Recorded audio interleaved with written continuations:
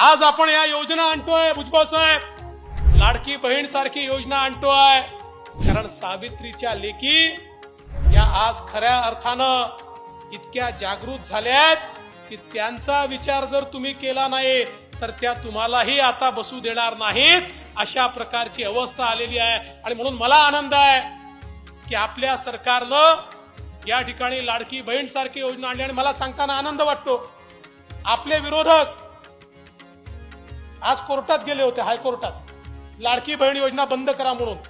हायकोर्टाने सांगितलं एंटरटेन करण्याची आवश्यकता नाही, त्यांनी त्यांची पिटिशन एंटरटेन केलेली नाही।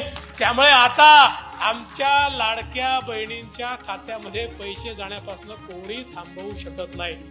पण किती पेगडी लोक आहेत, इकडे कोर्टात जातात आणि तिकडे लाडकी बहीण लिहून स्वतःचा फोटो घालतात।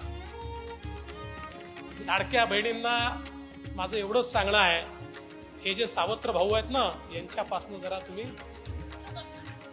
सावध राहा, थोडं सावध राहा। आज खऱ्या अर्थानं क्रांतीज्योती सावित्रीबाई फुलेंना खरी आदरांजली काय आहे, तर या सरकारनं आमच्या मुलींकरता उच्च शिक्षणाचे सगळे दार मोकळे केलेले आहेत। एक पैसा लागणार नाही। प्रायव्हेट कॉलेजमध्ये लाखो रुपयाची आमच्या मुलींची फी राज्य सरकार त्या ठिकाणी भरेल, हा निर्णय आपण केलेला आहे। इंजिनियर, डॉक्टर, MBA, प्रत्येक जवळपास 507 कोर्सेस असे आहेत की ज्याच्यामध्ये आमच्या मुलींना एका नव्या पैशाची फी लागणार नाही। मला विश्वास आहे आपल्या सरकारने हा निर्णय घेतल्यानंतर निश्चितपणे स्वर्गातून क्रांतीज्योती सावित्रीबाई फुलेंनी आपल्याला आशीर्वादच दिला असेल, कारण त्यांची परंपरा पुढे नेण्याचं काम हे या ठिकाणी आपण केलं आहे।